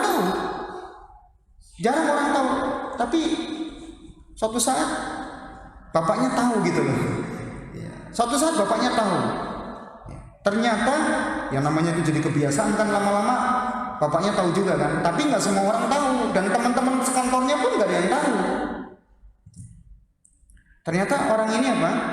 Ternyata orang ini dia seorang tentara sama sekali. Ya, dia seorang tentara. Dan setiap dia gajian, dia mendapatkan gaji. Ya. Maka dia ambil sekitar 1.500 real. Ya hitung sendirilah berapa kalau 1 real 4.000 ya kalikan 1.500. Jadi disisihkan gajinya 1.500 real. Kemudian apa? Diinfakkan kepada orang-orang yang susah. Dan dia tidak bikin itu sebagai konten. Wow, konten ngasih orang miskin, konten beli makanannya orang miskin, laris, langsung dibuat YouTube 1 juta viewers. Enggak begitu. Bahkan enggak ada orang tuh, bapaknya aja Pak baru tahu gitu loh. Itu bapaknya loh yang dekat sama dia. Jadi akan dia sisihkan 1.500 real dari setiap gajinya dibagikan kepada orang-orang miskin. Dan itu tidak ada orang yang tahu itu, Mas. Ya. Dan teman-temannya pun yang dekat pun gak ada yang tahu gitu. Nah, disitulah ternyata dia meninggal dalam keadaan apa? Bismillah, dalam keadaan husnul khatimah. Ya, coba bayangkan. Ini satu contoh juga. Jadi orang kalau punya amalan rahasia, ya, itu memudahkan dia untuk apa? Untuk dia meninggal dalam keadaan husnul khatimah. Iya. Baik. Kemudian berikutnya yang kelima adalah berdoa kepada Allah Subhanahu wa taala. Berdoa kepada Allah Azza wa Jalla. Ada yang hafal enggak? Doa agar kita wafat dalam keadaan husnul khatimah. Dalam Al-Qur'an ada yang hafal? Ayo. Doanya Nabi Yusuf alaihissalam itu apa? Tawaffani musliman wa alhiqni bis sholihin. Ini doa nih luar biasa. Nabi Yusuf membaca apa? Tawaffani muslima wa alhiqni bis sholihin. Ya. Wafatkanlah aku ya Rabbku dalam keadaan muslim dan dalam keadaan apa? Beramal soleh. Ya. Atau dalam keadaan bersama orang-orang soleh. Nah, ini penting ya. Jadi kita perlu bersama orang-orang soleh. Kan ini salah satu yang memudahkan kita untuk beramal soleh, itu ngumpul dengan komunitas yang soleh. Karena komunitas itu pengaruh. Makanya Nabi Yusuf mengatakan apa? Tawaffani musliman wa alhiqni bis sholihin. Ya, karena orang soleh ya harus ngumpul sama orang yang soleh. Jadi lingkungan itu sangat penting sekali, jemaah. Lingkungan itu sangat penting. Dan memang jemaah ada penelitian, dan penelitian ini melakukan orang kafir, orang barat, bukan orang muslim yang melakukan penelitian. Jadi ada sebuah penelitian di Amerika sana. Penelitiannya begini. Jadi tentara-tentara Amerika yang ikut perang di Vietnam itu kan banyak yang kecanduan heroin, kokain, narkotik dan seterusnya. Tapi begitu mereka dipulangkan dari Vietnam, dipulangkan kemana? Ke Amerika, dan tinggal di lingkungan situ, sudah nggak di lingkungan perang lagi. Banyak dari mereka akhirnya bisa melepaskan ketergantungannya dari narkotik, yang biasanya tiap hari nyabu gitu ya, tiap hari kokain, heroin itu dibiasakan gitu ya. Setelah pindah pulang kampung, banyak dari mereka nyabunya cuma 2 minggu sekali, ada yang sebulan sekali, lama-lama apa? Bahkan bisa meninggalkan narkotik. Kenapa? Karena ketika mereka berada di Vietnam, ketika perang gitu ya, mereka kumpul dengan tentara-tentara yang sama-sama apa? Menggunakan sabu-sabu. Gitu. Sama-sama menggunakan kokain, heroin, narkotik dan seterusnya. Sehingga apa? Lingkungannya seperti itu, sehingga terbentuk circle yang mereka berkumpul seperti itu, sehingga ikut. Circle-nya sama-sama pengguna Apple. Kalau bukan pengguna Apple, bukan grup kita. Akhirnya orang cari-cari Apple walaupun ngutang, supaya diakui dalam sebuah ruang lingkup circle atau komunitas. Nah, akhirnya apa yang terjadi? Nah, yang terjadi seperti tadi. Jadilah banyak tentara-tentara Amerika di Vietnam jadi pecandu narkotik, terutama kondisi mencekam karena mau perang kan. Teman-temannya juga pakai narkotik semua. Tapi begitu pulang lagi ke kampungnya, lingkungannya nggak seperti itu. Tiba-tiba otomatis mereka nggak bergantung lagi dengan narkotik. Makanya kalau kata orang sekarang saya susah mau berhenti merokok, itu bohong. Coba lihat dong lingkungan dia. Oh, teman-temannya juga sama-sama apa? Ahlul hisab. Ashabul udud ya. Gitu. Ya gimana enggak terpengaruh? Ya. Ya kalau ngumpul ngopi bareng, wah lihat ini kepengaruh lagi akhirnya. Ini pengaruh banget tuh. Maka berkumpul dengan orang soleh itu penting. Baik, kemudian yang keenam ada doa menjelang tidur. Ada salah satu doa sebelum tidur ya. Itu panjang tapi luar biasa kandungannya. Kalau antum renungi aja jemaah sekalian. Doa-doa sebelum tidur itu maknanya luar biasa. Makanya dibaca semua kalau bisa. Ada doa supaya kita tetap kuat fisiknya, ya. Baca apa? Takbir 34 kali, kemudian tasbih 33 kali, kemudian tahmid 33 kali. Itu Nabi mengajarkannya kepada Ali dan Fatimah. Fatimah ngeluh karena nggak ada pembantu. Sampai tangan beliau tangan beliau kasar gara-gara menggiling gandum. Itu Fatimah loh, putri Nabi. Ya. Baik, maka Nabi mengajarkan zikir ini biar kuat gitu. Nah, salah satu zikir yang kita baca sebelum tidur, ya, itu bacaan apa? Allahumma aslamtu wajhi ilaik. Ya Allah, aku serahkan jiwaku kepadamu. Wa fawwadtu amri ilaik. Dan aku sandarkan urusanku, aku pasrahkan urusanku kepadamu. Wa alja'tu dhahri ilaik. Aku sandarkan punggungku kepadamu. Rahbatan wa rahbatan ilaik. Dengan penuh pengharapan dan rasa takut kepadamu. La malja'a wa la manja minka illa ilaik. Tidak ada tempat bersandar dan keselamatan darimu kecuali kepadamu. Allahumma amantu bi kitabikal ladzi anzalta. Ya Allah, aku beriman dengan kitab yang Engkau turunkan. Wa bi nabiyyikal ladzi arsalta, dan aku beriman kepada nabimu yang Engkau utus. Coba ini sampai sini ya bacanya ya. Hafal enggak? Bener ya. Kalau nggak hafal dibaca, nanti kalau lama-lama hafal sendiri kan. Baca makanya HP-nya antum taruh apa? Nah, aplikasi doa dan wirid yang syar'i. Iya, taruh di situ supaya nanti kalau mau tidur gampang gitu kan. Baik, yang ada pertanyaan fadhal ya. Baik, kemudian kata Nabi, fa in mutta min lailatika fa anta 'alal fitrah. Kalau ternyata kamu meninggal di malam itu pas setelah baca doa ini, fa anta 'alal fitrah, maka meninggalmu dalam keadaan di atas fitrah. Artinya meninggalnya apa? Husnul khatimah. Betapa banyak orang meninggal dalam keadaan apa? Sedang tertidur, banyak. Ya. Banyak kita dapati, bahkan di keluarga kita ada yang meninggal juga dalam kondisi sedang tidur. Gitu. Kemudian kata Nabi, waj'alhunna akhira ma tatakallamu bihi, dan jadikan doa ini, kata Nabi, sebagai doa terakhirmu ketika engkau hendak tidur. Jadi kalau udah sampai bacaan doa ini, jangan buka HP lagi, jangan buka grup WhatsApp, jangan buka Facebook, jangan buka apa lagi, marketplace. Udah, kalau sudah baca ini sudah tutup semuanya, udah tidur. Jadi kata Nabi apa? Jadikan ini bacaan terakhir. Supaya apa? Kalau kita meninggal dalam keadaan apa? Husnul khatimah. Kemudian yang ketujuh jemaah, berbaik sangka kepada Allah Subhanahu wa taala. Kata Nabi sallallahu alaihi wasallam, la yamutanna ahadukum illa wa huwa yuhsinu billahi dzann. Janganlah salah seorang dari kalian meninggal kecuali dia dalam keadaan berbaik sangka kepada Allah. Hadis riwayat Muslim. Iya. Ini. Di Allah itu mengikuti prasangka hambanya. Jadi berprasangka yang baik. Jangan suka kita berprasangka buruk. Ya, contoh berprasangka buruk apa? Itu tadi. Kok saya miskin, tetangga kaya. Kok saya sakit-sakit terus, tetangga sehat.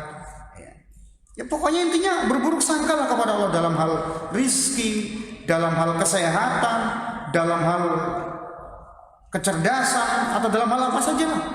Intinya dia berburuk sangka kepada Allah, gak berbaik sangka. Ya, jadi jangan sampai, karena Allah mengikuti prasangka hambanya. Apalagi berburuk sangka apa? Kayaknya saya gak bakal bisa taubat, kayaknya saya bakal seperti ini terus, sudah kadung gitu. Terus sebagian orang apa? Ketika dia berbuat maksiat, sudah kadung, biarlah saya mati dalam keadaan kayak begini. Ya. Nggak boleh. Jadi harus berbaik sangka kepada Allah Subhanahu wa taala ya. Kemudian yang kedelapan, tidak mendolimi orang lain. Luar biasa ya. Sebab kezaliman itu sebab seorang binasa. Karena apa? Karena orang dizalimi akan mendoakan. Hati-hati. Ya. Makanya Nabi kita sallallahu alaihi wasallam mengingatkan, wattaqi da'watal mazlum, takutlah kalian kepada doa orang yang dizalimi, fa innahu laisa bainahu wa bainallahi hijab, karena antara dirinya dengan Allah itu tidak ada penghalang. Bahkan walaupun yang berdoa siapa? Orang kafir sekalipun. Kalau dia dizolimi dan mohon sama Allah, Allah kabulkan. Itu orang kafir, apalagi yang mukmin. Antum zalim sama orang mukmin, utang kabur nggak dibayar, nipu teman bisnis antum. Padahal apa? Sama-sama kajian, ikut kajian. Hati-hati yang antum tipu ini. Jangankan orang muslim, jangankan orang yang berpegang dengan sunnah, ya. Orang kafir saja kalau kita zolimi, dia berdoa sama Allah bisa dikabulkan doanya. Ya, apalagi orang mukmin yang antum zolimi, hati-hati. Ya. Ini dan contohnya pun kita sudah melihat contoh orang kafir dizalimi, dia berdoa sama Allah, doanya dikabulkan. Berdoa dikabulkan sama Allah, bayangkan. Ya. Baik. Makanya Nabi kita mengingatkan bahwa salah satu doa yang dipercepat azabnya apa? Zalim. Zalim kepada orang lain. Salah seorang sahabat yaitu Abdullah bin Umar pernah dimintai nasihat dalam sebuah surat. Orang ini mengatakan,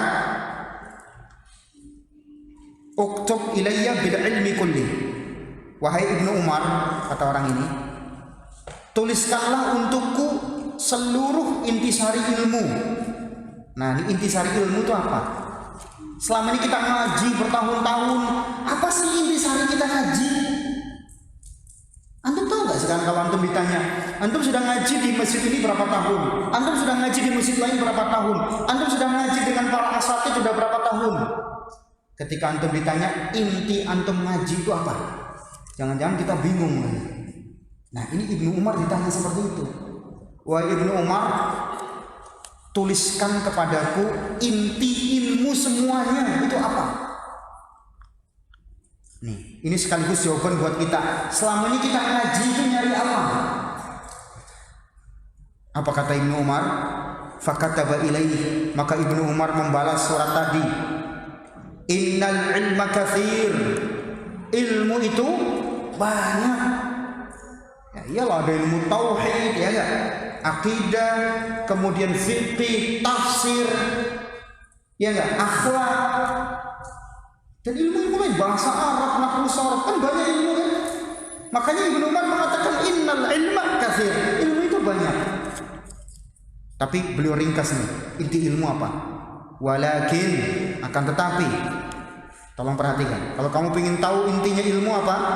In istata'ta an talqallaha khafifadh dhahr min dima'in nas khamisal batni min amwalihim kafal lisani an a'rabihim laziman li amri jama'atihim faf'al.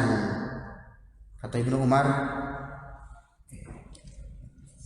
ilmu itu banyak, tapi kalau kau bisa berjumpa, bertemu dengan Allah dalam keadaan punggungmu tidak ada beban dari menumpahkan darah manusia. Maksudnya kamu berjumpa menemui Allah di hari kiamat dalam keadaan tidak pernah membunuh. Ini pertama, jangan sampai membunuh makhluk yang haram untuk dibunuh. Jangan membunuh manusia yang diharamkan untuk dibunuh kecuali dengan cara yang dibenarkan secara syariat. Ini pertama, bebas dari dosa apa? Membunuh. Makanya jangan, kalau orang punya dosa membunuh, hati-hati. Ini terasa terus dosa itu, walaupun kadang sudah bertaubat, efeknya masih berasa ya. Bahkan kekejiwaan dia pun berpengaruh kadang. Yang pertama, jangan sampai apa? Punya dosa membunuh. Kemudian yang kedua, kata Ibnu Umar, jangan sampai kau membuat mereka kelaparan karena kau merampas harta mereka. Nih, yang kedua apa? Membuat manusia lapar gara-gara harta mereka dirampas. Contohnya siapa ini, Pak? Para koruptor. Itu jahatnya luar biasa. Kenapa? Gara-gara mereka korupsi, banyak rakyat yang kelaparan. Iya. Bayangkan. Gara-gara korupsi apa? Banyak masyarakat yang kecelakaan. Ya, jalan dikorupsi. Akhirnya apa? Cepat rusak. Akhirnya apa? Orang naik kendaraan di malam hari nggak melihat, kena bolongan, kecelakaan, meninggal. Antum jangan pikir dosa korupsi itu ringan, enggak, berat. Kenapa? Dia banyak mendolimi hak orang itu. Manusia banyak dia langgar haknya. Ini yang kedua. Jangan sampai apa? Kau merampas harta manusia sehingga membuat mereka lapar. Berikutnya apa? Menjaga lisan dari menjatuhkan diri orang lain. Nah, ini yang kedua. Yang berikutnya yang ketiga, jaga lisan. Masa sih ya udah ngaji ngomongnya masih ngeres, ngomongnya masih jorok, ngomongnya masih menyakitkan, ngomongnya masih membuat orang merasa sakit hati. Ini gimana? Buat apa selama ini ngaji bertahun-tahun kalau lisannya nggak berubah? Ustaz, ya saya memang ngomongnya begini Ustaz, tapi hati saya baik. Gimana? Lisan itu cerminan dari hati. Kalau hatinya baik ya lisannya nggak seperti itu. Jadi ini perbaiki. Masa sudah lama ngaji lisannya masih begitu-begitu aja, ngomongnya masih nggak terkontrol, bahkan kadang sudah ngaji masih apa? Mohon maaf, ada yang menceritakan rahasia ranjang dengan pasangannya, dengan istrinya. Ini udah ngaji loh. Ya, bahkan posisinya ABCD diceritakan detail, subhanallah. Ini kan nggak jaga lisan orang begini kan? Ya. Sudah ngaji masih senang apa? Ya, umpat-umpatan di sosmed. Nah gimana? Apa ilmunya selama ini dia dapat? Berikutnya apa? Dan lisanmu selamat dari menjatuhkan orang lain. Jadi sudah ya. Kemudian melazimi jamaah kaum muslimin. Itu engkau bersama apa? Mayoritas kaum muslimin, menjaga persatuan, taat kepada pemerintah dalam hal yang ma'ruf. Maka kata Ibnu Umar, maka lakukanlah. Intinya di sini ternyata orang selama ini apa? Belajar ilmu. Jangan sampai kita menzalimi orang. Nah sekarang kita belajar banget. Kita belajar fikih muamalah detail. Ngerti kita fikih muamalah detail-detail, bahkan muamalah kontemporer kita ngerti. Tapi masih apa? Nipu masih. Ya. Kabur utang masih. Iya, pinter banget lagi kalau udah ketemu sama yang ngutangi. Salatnya di sini dia minggir ke arah sana. Subhanallah, gimana?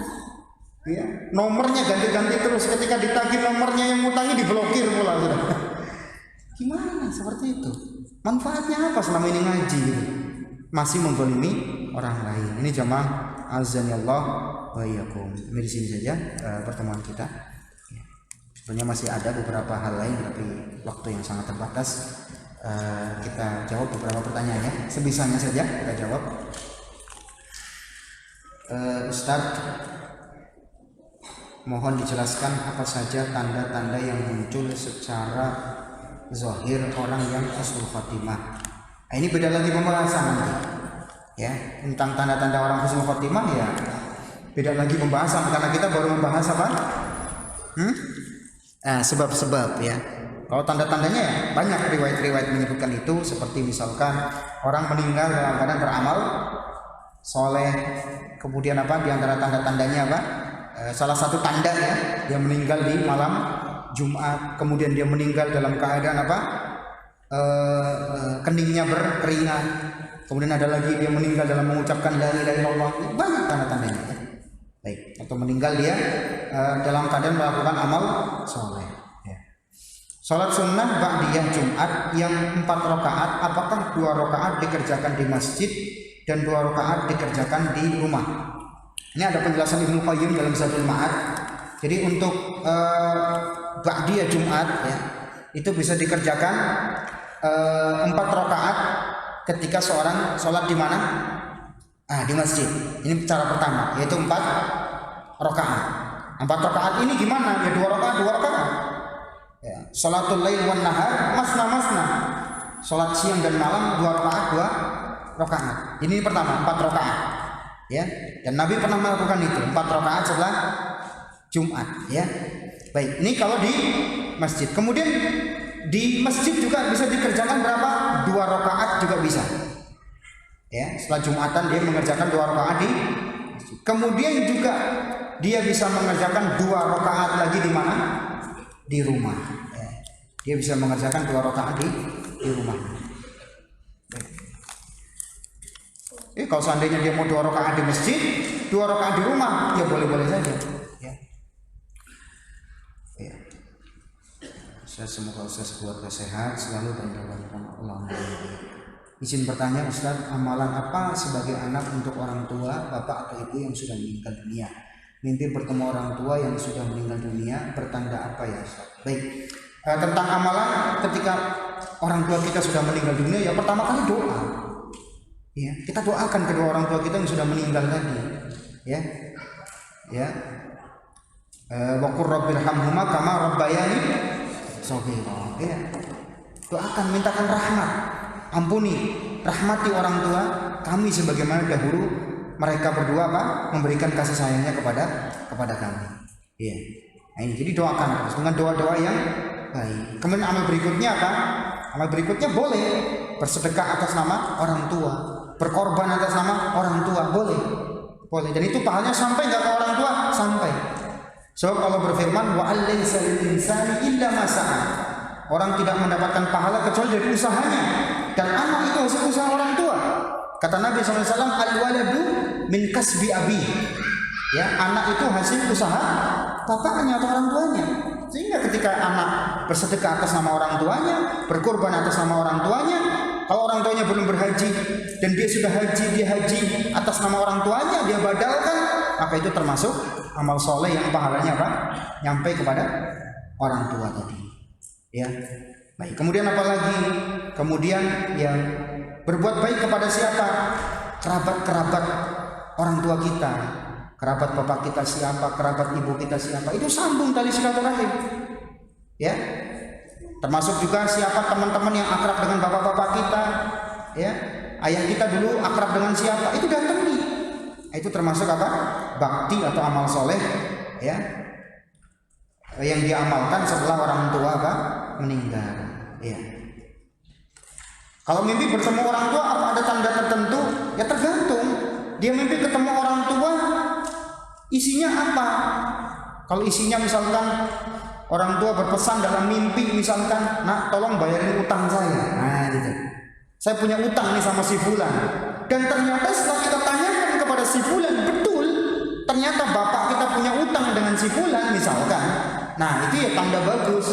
Berarti itu kebaikan dari Allah Subhanahu wa taala, seperti yang pernah dialami oleh sahabat, ada sahabat meninggal berpesan seperti itu. Saya lupa nama sahabatnya siapa. Dia punya utang dan minta dibayarkan. Artinya ini tanda kebaikan insyaallah. Dan kita lunasi. Kalau kita mampu kita lunasi apa? Utang orang tua kita. Dan itu termasuk amal soleh. Bakti kepada orang tua juga setelah meninggal. Tapi kalau dalam mimpi orang tuanya memerintahkan bid'ah, nah kamu amalin amalan ini nggak jelas. Kamu datang ke kuburan saya, kemudian apa? Disuruh motong apa? Darahnya ditaruh di kuburan. Nah ini perbuatan yang mengarah kepada perbuatan yang nggak benar, yang sesat, nggak boleh kita taat. Itu syaitan berarti yang datang. Jelas ya? Itu syaitan dalam bentuk siapa? Bapaknya gitu, dan memerintahkan kepada perbuatan-perbuatan yang nggak benar gitu loh. Maka dilihat mimpinya dalam keadaan apa dulu gitu loh. Jelas ya? Jadi tidak semua mimpi kemudian ada tanda-tanda ini, enggak. Kadang-kadang mimpi itu bisa jadi ada tanda tertentu, ya seperti tadi mungkin orang tuanya datang dalam mimpi misalkan memberitahu bahwa nak saya punya utang, ya mungkin betul, tanda betul bahwa dia punya utang, maka segera lunasi utang. Bisa jadi seperti itu, kadang-kadang nggak mesti sih, kadang-kadang gitu ya. Nah, kemudian juga kadang-kadang yang datang tapi dalam perintah-perintah yang nggak benar, ya berarti itu syaitan yang datang. Syaitan bisa kok berwujud dalam bentuk siapapun kecuali dalam bentuk Nabi Muhammad SAW, baru nggak bisa. Makanya di zaman Dajjal nanti muncul, ya ada orang beriman kepada Dajjal gara-gara apa? Gara-gara Dajjal mengatakan saya mampu menghidupkan ayah dan ibumu. Maka ketika itu muncul ayah ibunya dan mengatakan wahai anakku ini Tuhanmu sembahlah. Sementara siapa itu yang berwujud ayah ibu? Setan-setan anak buahnya Dajjal. Berarti mampu syaitan apa? Berwujud dalam bentuk manusia. Kecuali Nabi baru. Kalau berwujud Nabi Muhammad nggak bisa. Jelas? Masih ada lagi, insyaallah. Ustaz tolong ceritakan perkataan ulama hadis dan Al-Quran tentang kondisi kehidupan di alam kubur. Apakah sama dengan alam di dunia? Ini pembahasannya beda lagi nanti ya, sabar. Mudah-mudahan nanti ada pertemuan lagi sehingga bisa bahas ini ya. Jika seorang sudah ditetapkan oleh Allah sebagai penghuni surga atau neraka, kenapa manusia diperintahkan beramal soleh di dunia? Sebab amal soleh itu ikhtiar, betul? Ikhtiar. Sekarang begini, Nabi juga ditanya seperti ini, wahai Rasulullah, kalau setiap orang sudah ditempatkan surga dan nerakanya, untuk apa kita beramal? Apa jawaban beliau? I'malu fakullun muyassarun lima khuliqalah. Beramallah karena amal itu memudahkan seorang. Iya, sekarang kita berpangku tangan, nggak beramal. Iya, kemana tempatnya? Jelaskan neraka kan gitu. Ya, beramal saja belum tentu masuk surga, apalagi nggak beramal. Sekarang begini aja, rezeki udah ditetapin nggak? Kenapa masih kerja? Kenapa masih jualan? Kenapa masih ke kantor? Kan rezeki udah ditetapin. Ya nggak? Logikanya kan kayak gitu kan? Rezeki kita sudah ditetapkan oleh Allah. Kenapa masih kerja? Kan mestinya di rumah aja dong nyantai, keleperan, ya. Kemudian apa? Iya, misalkan lesehan di rumah ya, rebahan aja ya. Jadi generasi rebahan aja, mau santai aja, kan rezeki udah dijamin. Tapi kayak gitu enggak kan? Ya harus kerja. Loh kenapa kerja? Kan rezeki udah dijamin. Ya tapi kan kita harus ikhtiar. Nah seperti itu pula beramal. Amal itu bagian dari apa? Ikhtiar kita. Karena kita nggak tahu masuk surga apa? Masuk neraka. Sama juga rezeki, kita kerja sebab kita nggak tahu rezeki itu di mana. Betul sudah ditetapkan, tapi kan kita nggak tahu. Itu makanya tetap kerja kan gitu. Iya, logikanya seperti itu. Ustaz, apakah yang dimaksud dengan apa ini? Ganjaran atau pahala akhirat? Mohon jelaskan agar saya paham. Ganjaran atau apa nih? Pahala akhirat. Ya, pahala akhirat maksudnya surga. Maksudnya apa? Surga. Karena di akhirat apalagi kalau bukan surga. Allah nyatakan apa? Faman zuhziha 'anil nar wa udkhilal jannah faqad faz. Siapa yang dijauhkan dari api neraka, ini pertama. Yang kedua, dan dimasukkan ke surga, faqad faz. Maka dialah orang yang sejati sukses. Jadi kalau di dunia belum, meskipun antum sudah meraih puncak karir, itu belum sukses, belum. Ya, itu masih proses semua. Iya. Ada orang kan sekarang, alhamdulillah saya sudah melalui proses ini, sekarang saya sudah mencapai apa? Kebebasan finansial. Belum sukses, belum. Sukses nanti di mana yang sejati? Ketika dijauhkan dari neraka dan dimasukkan ke, itu baru sukses. Dan itu yang dimaksud dengan pahala apa? Pahala akhirat. Pertanyaan terakhir ya. Pertanyaan terakhir. Bagaimana jika kita telah melakukan ziarah kubur ataupun telah melihat orang dengan keadaan sakaratul maut, akan tetapi tidak tertancap sedikit pun rasa takut mati pada diri kita? Berarti ini sudah kebanyakan maksiat. Iya, orang kalau sudah kebanyakan maksiat itu mati rasa. Maka solusinya gimana? Ya perbanyak taubat, tinggalkan maksiatnya. Orang kenapa bisa mati rasa? Karena sudah kebanyakan. Sekarang gini aja logikanya. Antum kerja di mana? Orang yang kerja di mall, ya itu biasanya kenapa? AC kan, wangi gitu kan. Tiba-tiba disuruh kerja di mana? Di tempat pembuangan sampah. Dia ngangkutin sampah. Kira-kira tahan nggak dia? Nggak tahan kan? Bukan pekerjaan dia. Tapi orang yang sudah biasa kerjaannya ngangkut sampah, ya kebal nggak dia? Kebal kan sudah biasa. Paham nggak sampai sini logikanya? Makanya kenapa kok sekarang orang ngelihat orang mati kok mati rasa? Ngelihat orang sakaratul maut kok nggak ingat mati? Berarti udah kebanyakan maksiat, udah mati rasa. Nah seperti itulah justru hati-hati. Jangan-jangan kalbunya sudah mati. Kalau kalbu sudah mati, ya mati rasa. Lihat seperti itu nggak ngambil pelajaran. Ya, jelas ya. Seperti Fir'aun, lihat mukjizatnya kan banyak mukjizat Nabi Musa coba. Kurang apa coba? Fir'aun mendapatkan azab dari Allah berupa apa? Dikirim darah mengelilingi kota Mesir sampai ke kerajaan dia. Belum kapok juga. Dikasih sama Allah apa lagi? Katak berkeliaran di mana-mana. Belum kapok juga. Dikasih apa lagi? Ya, apa lagi? Iya, belalang. Kemudian apa? Tufan, banjir, ya, angin yang keras gitu. Enggak ngerasa semua. Nah, bahkan melihat yang terakhir ini, ngelihat Laut Merah apa? Terbelah coba. Mestinya kan mikir tuh Fir'aun. Laut kok bisa terbelah gitu loh. Kalau laut bisa terbelah, pasti Nabi Musa itu apa? Beneran nabi, dan itu pasti kuasa Allah, karena Fir'aun nggak mungkin bisa belah laut. Iya, dia pasti ngerti dia nggak bakal bisa belah laut. Kenapa Fir'aun nggak beriman? Coba, jawabannya apa? Hatinya sudah mati. Gitu. Makanya kalau ada orang seperti ini, cepet-cepet dia bertaubat, cepet-cepet dia perbaiki hatinya, cepet-cepet tinggalkan teman yang jelek. Ya, kenapa? Ini tanda hatinya sudah mati, ya. Karena sudah nggak ada gejala lagi, sudah nggak ada greget gitu loh. Jelas sampai sini? Ya, wallahu taala. Sampai di sini kajian kita. Kurang lebihnya mohon maaf, dan kita akhiri dengan doa kafaratul majelis. Subhanakallahumma bihamdika asyhadu an la ilaha illa anta astaghfiruka wa atubu ilaik. Assalamualaikum warahmatullahi wabarakatuh.